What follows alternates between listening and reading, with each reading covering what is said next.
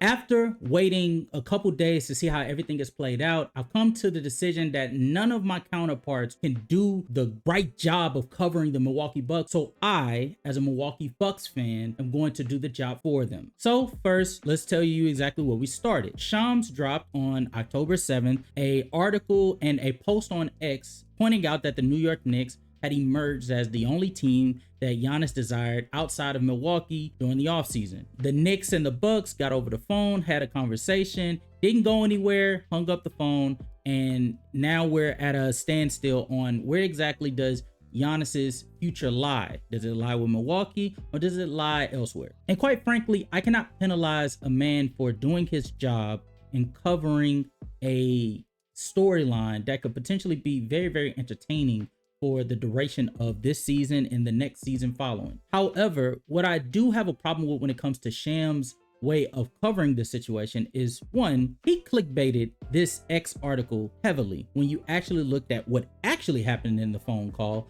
apparently the New York Knicks already knew that the Milwaukee Bucks were not serious. And the reason why this is a problem for me is because Shams, who is very experienced in terms of covering the NBA, knows that a lot of the people that see his post on Twitter will only read the post and won't go as far as to do their due diligence in reading the article to get the full landscape of the situation. And so what he posts in those very few characters is very, very important, but yet he chose a clickbaitish post. The second thing that I do have an issue with is the timing of this post. See, I believe that Shams actually had this information way before October 7th. However, he chose to post it not only after the night of the preseason game that the Milwaukee Bucks ultimately won, and the rotational players played exceptionally well in this victory, but he also chose to post it shortly after Giannis reported to the Milwaukee facility after testing positive for COVID. But what makes it more realistic that he possibly could have been using this as an opportunistic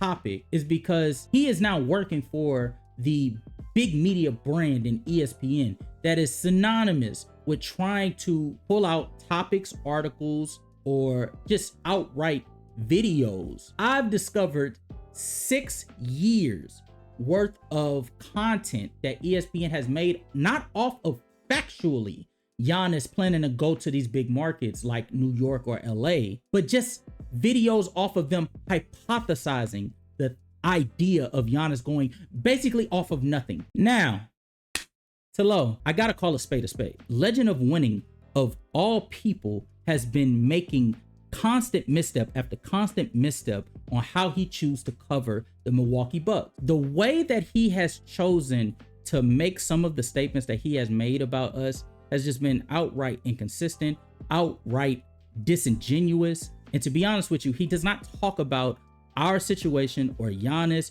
or the players that are playing for the Bucks the way that he covers those other franchises. Take the last video that he posted on October 8th. Legend of Winning made it his mission for him to cover us and give the full scoop on what all is going on with Milwaukee. But he did not decide to do any due diligence, find any more context. He just went for everything that essentially the most casual fan could base off of a team and didn't look into any of the reading to be able to make a genuine take. Exhibit A. He was no longer a Buck. They actually picked up the phone and called said team to figure out if they could get a trade done. That is not what actually occurred. If you read Shams' article, Shams made it perfectly clear that Milwaukee picked up the phone from New York, which meant that New York made the phone call. Actually, Shams made it perfectly clear in the same article that Milwaukee made it clear to New York they did not want to trade Giannis under any circumstance. And the problem I have with Low misspeaking about this specific statement is because this statement is going to carry out a large portion of his reason for making this video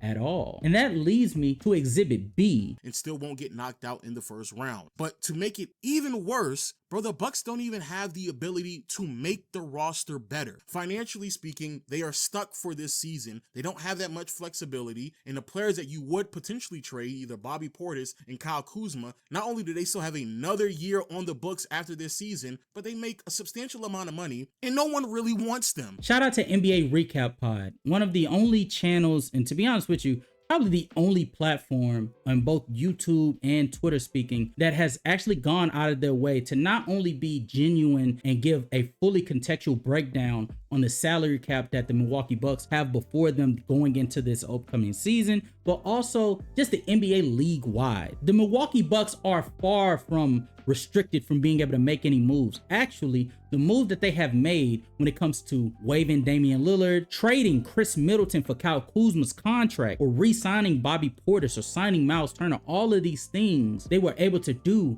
and they are still slightly above the salary cap. To put into context how well the Milwaukee Bucks actually are doing, the San Antonio Spurs, after making all of their offseason moves, are slightly below $180 million in terms of the salary cap. That is right below the luxury tax. So for Legend of Winning to point our situation out as if we're in such a bad position, when in actuality, we're in a even better situation salary cap wise than the team that he volunteered to take on Giannis's contract. He does not know, nor does he care to be well informed about the situation that the Milwaukee Bucks are in. And it's not just that he lied on the cap flexibility of the Milwaukee Bucks, it's also the fact that he lied on the Bucks draft stock and draft compensation. Bro, the Bucks have traded away literally, and I do mean this literally, almost every draft pick from 2020 to 2030. It's actually ridiculous. They traded their 2020 first round pick to get Eric Bledsoe back in the day. They traded their 21 and 23 first round pick to get PJ Tucker. They traded another 2020 first round pick from Indiana, as well as a 24, 25, 26, and 27 first round pick to get Drew Holiday. And then they traded their 28, 29, and 2030 first round pick to get Damian Lillard. He even went as far as to double down over on Twitter and then got corrected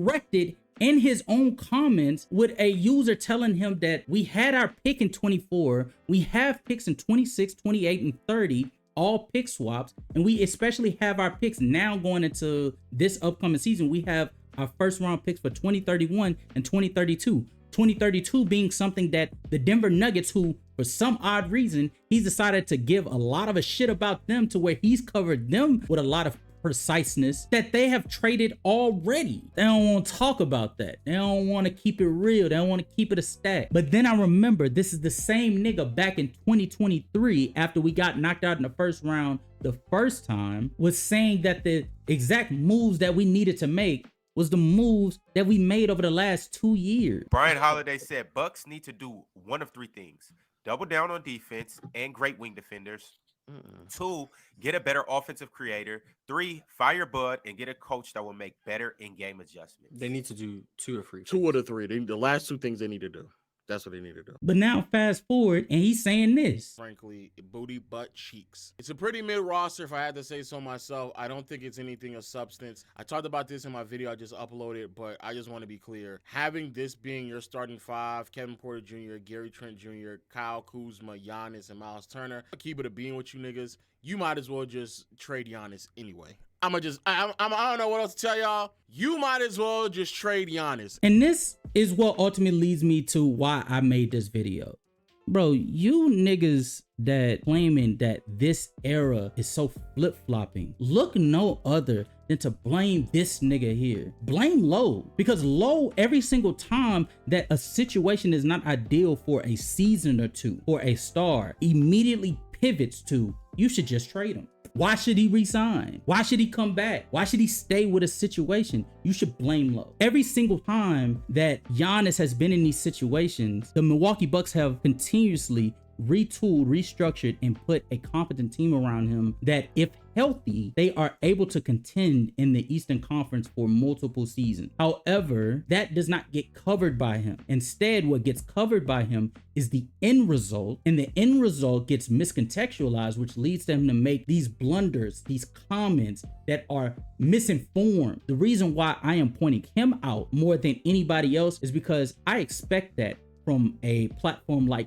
PC, who they're doing videos or they're doing streams daily. So it's hard for them to be able to make all of the contextual reads on everything. But Legend of Winning is not like PC. Whether Legend of Winning wants to admit it or not, he is the focal point of where a lot of perspective of a situation comes from. He also prides himself on doing his due diligence and reading into things so that he could be able to give as objective of a take possible. So why, when it came to Milwaukee, he decided not to do such, I have zero idea. Giannis is the greatest Buck of all time. He can leave as he wish. However, the way that reporters and also YouTubers, the caliber of Legend of Winning, has been covering my team has been tremendously underwhelming. This Giannis Buck drama is exploiting more than just them growing apart. If you're not gonna do it right, I ain't gonna hold you, bro. Just go ahead and do like you did with the WNBA and just don't cover us at all, because you don't know what you're talking about.